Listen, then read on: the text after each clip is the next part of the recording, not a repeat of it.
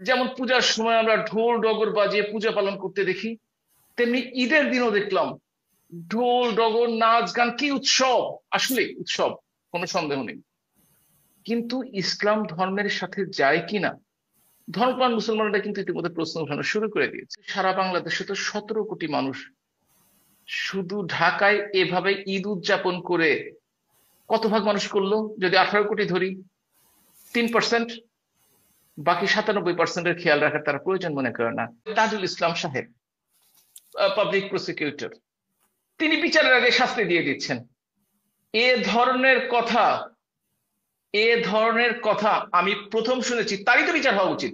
বাংলাদেশে আসলে ঈদের কিছু ভিডিও দেখলাম, তা আগে বুঝতাম ঈদ মানে আনন্দ, কিন্তু এবার দেখলাম ঈদ মানে হচ্ছে বিনোদন, অর্থাৎ অন্যকে আনন্দ দেওয়ার চেষ্টা। কিভাবে? প্রথমত দেখলাম যে এক বয়োবৃদ্ধ ভদ্রলোক সামনে চেয়ারে বসে আছেন, সাথে ন্যাপকিন, টিস্যু পেপার সহ বিভিন্ন জিনিস নিয়ে, এবং যখন তকবির উঠলো উনি হাত উঠাতে ভুলে গেলেন। তাই আমি ভাবলাম হয়তো বা উনি বয়স্ক মানুষ, ভুলে গেছেন, কিন্তু আসলে পরে শুনলাম না, উনি অভ্যস্ত নন এতে। তারপরে টুপি পরে এসেছিলেন, এই জন্য ধন্যবাদ। অন্তত ওয়াজের নামাজ পড়তে এসে সুন্নতটি পালন করেছেন। কিন্তু তার সাথে একজন সহযোগীকে দেখলাম, তিনি আবার মানে ইমামের পাশে দাঁড়িয়ে নিজেই এক কাতারে দাঁড়িয়ে গেলেন, একা একটি কাতার করলেন। এবং তার প্যান্ট যদি দেখেন, ঈদের দিনে সবাই অন্তত যেভাবে যে পড়ুক না কেন, নামাজ পড়তে গেলে একটু টাকনোর উপরে উঠায়, তিনি সে ধার ধারেন নাই। আর তিনি ওয়াজেদ নামাজকে মনে করেছেন হয়তো বা ফরজ নামাজ, সেটার জন্য তিনি সুন্নত টুপি পরার প্রয়োজন বোধ করেন নাই। এবং এই যে হাজার হাজার মুসলমান যে পিছনে দাঁড়িয়ে নামাজ পড়লো, এখন ইসলাম ধর্মে কি বলে? আমি ইসলাম ধর্মের বিশেষজ্ঞ নই, তবে এটুকু বলতে পারি যে একা বা দুইজন মিলে কাতার করে পিছনে শত শত লোক কাতার করে দাঁড়াতে, কারণ দাঁড়ানোর একটা নিয়ম আছে ইসলামে, কাঁধে কাঁধ মিলিয়ে একই লাইনে দাঁড়াতে হবে।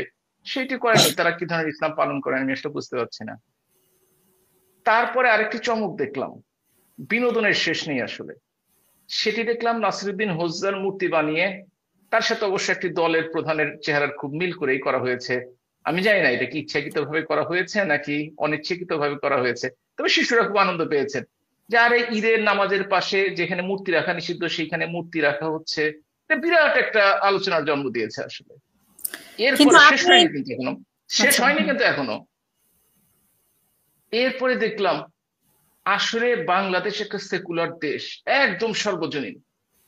যেমন পূজার সময় আমরা ঢোল ডগর বাজিয়ে পূজা পালন করতে দেখি, তেমনি ঈদের দিনও দেখলাম ঢোল ডগর নাচ গান, কি উৎসব! আসলে উৎসব, কোনো সন্দেহ নেই। কিন্তু ইসলাম ধর্মের সাথে যায় কিনা, ধর্মপ্রাণ মুসলমানরা কিন্তু ইতিমধ্যে প্রশ্ন উঠানো শুরু করে দিয়েছেন। দেখি একটা ছোট মেয়ে বলছে, গানের সাথে আজকে 2-3 ঘন্টা ধরে নাচলাম সবাই মিলে, ছেলে মেয়ে একসাথে। ঠিক আছে, হতেই পারে আনন্দ উৎসব। এই কাজটি যদি অন্য কোনো সরকার, আওয়ামী লীগ দলীয় সরকারের অধীনে হতো, তাদেরকে বেঈমান কিংবা অন ইসলামিক কর্মকাণ্ডে বলে ইতিমধ্যেই ফতোয়া দিয়ে দিত যে তারা মুনাফেক। কিন্তু সেই ধরনের ঘটনাগুলো একটার পর একটা ঘটছে। আমি অবাক হয়েছি। আমরা কিন্তু কেউ মুঘল সাম্রাজ্যের বংশধর নই, এবং মুঘল সাম্রাজ্যে যারা ছিলেন তারা কিন্তু আমাদের প্রজা ছাড়া অন্য কিছু কখনো ভাবে নাই। হতে পারে ধর্মের দিক দিয়ে তারা অনেকেই মুসলিম ছিলেন, অনেকে মুসলিম ছিলেন না, বিভিন্ন শাসক বর্গ। কিন্তু যেটা দেশের সম্রাটরা পালন করত ঈদ উৎসবে যাওয়ার জন্য, সেইটা আজকে নব্য সম্রাটরা পালন করছেন মিছিলের নেতৃত্ব দিয়ে। তো এটা আমি বললাম তো যে আনন্দ আছে কিনা জানি না, তবে বিনোদন ছিল প্রচুর।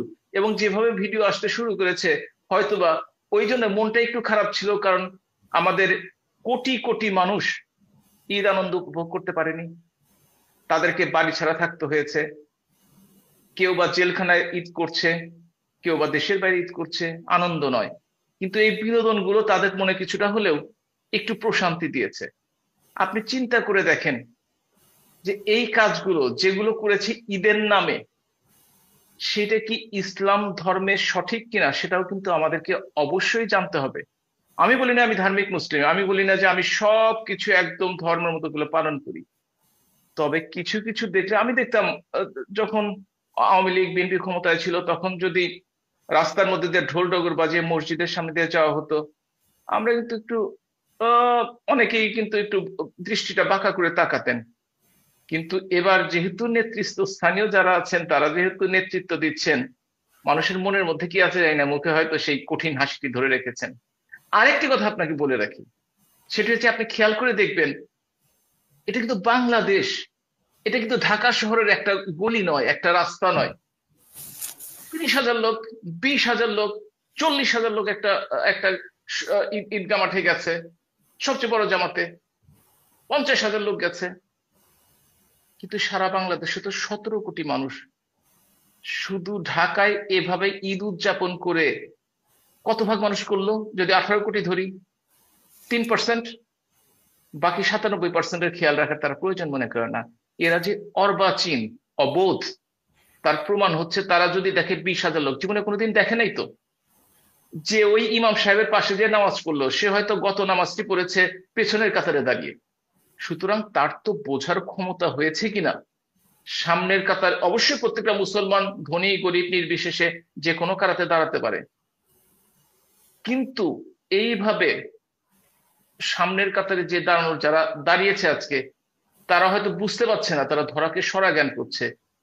এই হানিমুন পিরিয়ডটা তাদের বেশি দিন থাকবে বলে আমার মনে হচ্ছে না। তার লক্ষণও ইতিমধ্যে প্রকাশ হতে শুরু করেছে। না, আপনি বলছেন যে আপনি বিনোদনের কথা বলছেন, কিন্তু আপনি মানুষের উচ্ছ্বাসের কথা কেন বলছেন না, সেই আনন্দের কথা কেন আমি কিন্তু বলছেন বলেছি, না, আমি কিন্তু বলেছি, যে 15 আমি বছর কিন্তু তারা বলেছি।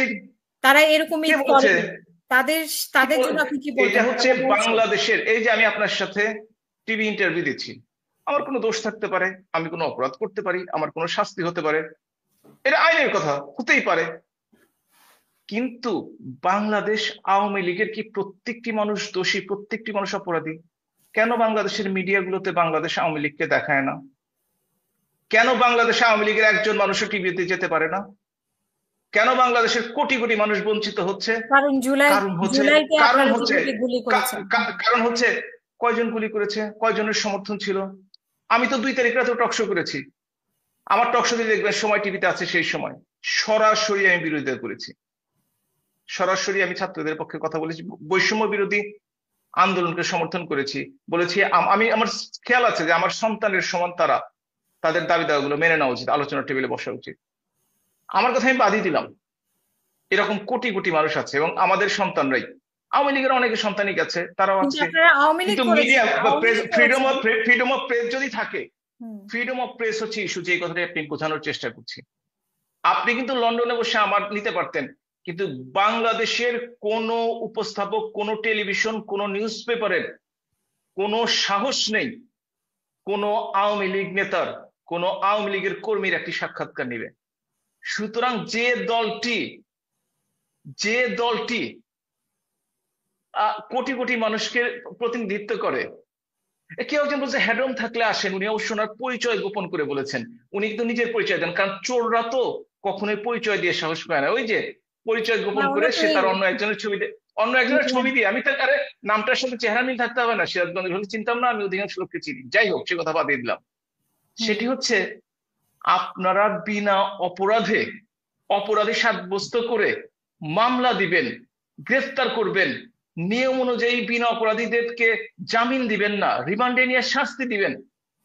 তাহলে আপনাদের সাথে অতীতের সরকারগুলোর পার্থক্য কোথায়? কেন এই আন্দোলন হলো? আন্দোলন কি হলো মাত্র 4-5টা ছেলেকে বা 6-7টা ছেলেকে একটা ভালো জায়গায় বসানোর জন্য, কিংবা কিছু সংখ্যক ছাত্রের অনুরোধে কাউকে এনে ক্ষমতায় বসানো হচ্ছে? আরে কি খুশি, বেচারা নিজের ছবিটাও দিতে পারে নাই, বাংলাদেশটা কমন নাম একে আজাদ লিখে দিয়েছে। উনি খুব মজা পেয়েছেন, পাবেনই তো। কারণ হচ্ছে মজা পাওয়া কেবল শুরু হয়েছে। এরপরে যখন মজা পাওয়া শুরু করবেন, তখন দেখবেন কি মজাটি পান, কার পিছনে ঘুরছেন। আসলে সেদিন একজন বলছিল যে অনেক আওয়ামী লীগের নেতা তো আসলে বর্ডার পার হয়ে লিগালি হোক, তিনি তো দেশ ছেড়ে, আহ, অনেকেই দেশের বাইরে গেছেন পার্শ্ববর্তী বর্ডার থাকার জন্য। কিন্তু এখন যারা এই যে হইচই করছে, তাদের জন্য কি বর্ডার খোলা থাকবে? তারা কিভাবে পালাবে? যাই হোক, এই নিয়ে আমি কোনো কথা বলতে চাই না। আমি বলতে চাই, আমি ভুল করতে পারি, আমার ভুল হলে আমার শাস্তি হবে, কোনো অসুবিধা নেই। কিন্তু ধর্মের সাথে ধর্মকে যারা, যেমন আমি একটু আগে শুনলাম, যিনি এখন ওই যে কার্জন হাজবেন্ড, তিশার হাজবেন্ড, নামটা আমি ভুলে গেছি, ফারুকি সম্ভবত নাম, ফারুকী, কি নাম, মুস্তফা সরোয়ার ফারুকী। মুস্তফা মোস্তফা সরোয়ার সরোয়ার ফারুকি। ফারুকী। উনি বলছেন কি, আগের দিনে ধর্ম এবং সংস্কৃতিকে বিচ্ছিন্ন করা হয়েছিল, আমরা দুটো মিলে এক করার চেষ্টা করেছি। আমি অবাক হয়ে গেলাম। আপনি এখনই তার টিভি ফুটেজটি দেখবেন। আমি অবাক হয়ে গেলাম। ধর্ম ইসলাম, মানুষ মুসলমান, আমি বাঙালি, আমি বাংলাদেশি, কোনো সন্দেহ নেই। কিন্তু দুটোকে আপনি এক করবেন, দুটোকে আপনি শিল্পকলা একাডেমিতে যে গান বাজনা দিয়ে আপনি ধর্মীয় উদযাপন করবেন, সেটা কিভাবে সম্ভব? অনেকেই প্রশ্ন করেন আমি কেন দূরে সরে থাকি, কেন আমি দূরে থাকি, আমি কেন? আপনারা আইনের শাসন করেন, এতবার একটা আন্দোলন করেছেন, এতবার একটা বিপ্লব বিপ্লব ভাব দেখেন, কেউ কেউ গণ অভ্যুত্থান করেন, আইনের শাসন চালু করেন। যদি অপরাধী হই, অপরাধে আমি যে বিচারের কাছে নিজেকে ন্যস্ত করে আমি আমার যে অপরাধ আছে তার শাস্তি বিচার চাই। বিচার তো হবে, আপনাদের বিচার তো হবে, মানে বিচার আপনারা হবে না, আপনি বিচার বলেছেন যে শোনেন, আমি এখানে একটা কথা বলি। হুম, এই যে আমাদের তাজুল ইসলাম সাহেব, পাবলিক প্রসিকিউটর, তিনি বিচারের আগে শাস্তি দিয়ে দিচ্ছেন। এ ধরনের কথা, এ ধরনের কথা আমি প্রথম শুনেছি। তারই তো বিচার হওয়া উচিত। বিচারের আগে কারোর বিরুদ্ধে মামলা হলে হতে পারে, হতে পারে, এবং সাসপেক্ট হতে পারে, সে দোষী হতে পারে, নাও দোষী হতে পারে, দোষী হতে পারে, নাও দোষী, দোষী হতেই পারে। তার জন্য তো একটা প্রক্রিয়ার মধ্যে দিয়ে তাকে যে বিচারটি করতে হবে। কিন্তু আগেই যদি ফাঁসি দিয়ে দেন, আগেই যদি তাকে মুখে শাস্তি দিয়ে দেন, তাহলে আপনাদের সাথে আপনারা এত বড় বড় কথা বলেন যে আপনারা আহ, ন্যায় বিচার প্রতিষ্ঠা করবেন, সুশাসন প্রতিষ্ঠা করবেন, আপনারা বিপ্লব ঘটিয়েছেন দেশকে, আহ মানুষকে শান্তিতে রাখার জন্য। তাহলে আগের সরকার, তার আগের সরকার, তার আগের সরকার সাথে পার্থক্য কি? পার্থক্য হচ্ছে মানুষের পরিবর্তন। আর কেউ যখন ক্ষমতায় যায়, সে তার অতীতকে ভুলে যায়। কেউ হয়তো বা ভাবছিল এক সময় আমি সিএনজি চালাবো পড়াশোনা শেষ করে, সে যদি ইমামের পাশে দাঁড়ায়, সে যদি দেশের হর্তাকর্তা হয়, তাহলে তো এই ধরনের দুর্ঘটনা ঘটার সম্ভাবনা আছে, এই নিয়ে আমার কোনো সন্দেহ নেই। আপনি পত্রিকা দেখেছেন, আমি কিন্তু যে একটা তৈরি করে বলিনি। আপনি দেখেছেন যে সিএনজি সামনে দাঁড়ায় বলছে পড়াশোনা শেষ, এখন তো সিএনজি চালাবো না। আমি, তারা যে হয়েছে তাতে আমার কোনো আপত্তি নেই। আমার কথা হচ্ছে সঠিকভাবে দেশটি পরিচালনা করেন, যারা অপরাধী তাদের বিচার করেন, যারা অপরাধী না তাদেরকে বিচারের আওতায় না, ঠিক হবে না, সে যেই হোক না কেন। কিন্তু সেই কাজটি না করে ঢালাও ভাবে এইকে আসতে দিব না, ওকে আসতে দিব না, কি বলি, অনিবন্ধিত একটি দল বাংলাদেশের সবচেয়ে বড় নিবন্ধিত দলকে বাতিল করার জন্য অস্থির হয়ে উঠেছে। আরে 5ই আগস্ট, কিন্তু আপনারা চলে গেছেন কেন? অগস্ট, আপনারা তো চলে অগাস্ট, গেছেন, জুলাই, কিন্তু এই কথাগুলো অগাস্ট, তো দেশে বসে বলতে পারতেন। কতজন করছে, কতজন গেছে? তাদের বাদ দিয়ে দেন পার্টি থেকে। আপনারা যারা তো গেছে দেশে বলতে বসে পারবে এই কথাগুলো পাঁচ বলতে হাজার লোক পারছেন গেছে, না। 5,000 লোক গেছে, 5,000 লোক তো দেশের বাইরে আপনারা যায়নি। গেলেন কেন? আপনারা যদি সবাই বাংলাদেশের কোটি অপরাধী না কোটি হন আওয়ামী তাহলে লীগের গেলেন কেন? সমর্থকরা দেশে আছে। আপনি কেন, কেন আপনি অবিচার করছেন? কেন জেল গেট থেকে জামিন পাওয়া একটা লোককে আবার নতুন করে মামলা দিচ্ছেন, তাকে ফাঁসানোর জন্য, টাকা খাওয়ার জন্য? কেন আপনারা হেলিকপ্টার নিয়ে ঘুরে বেড়াচ্ছেন?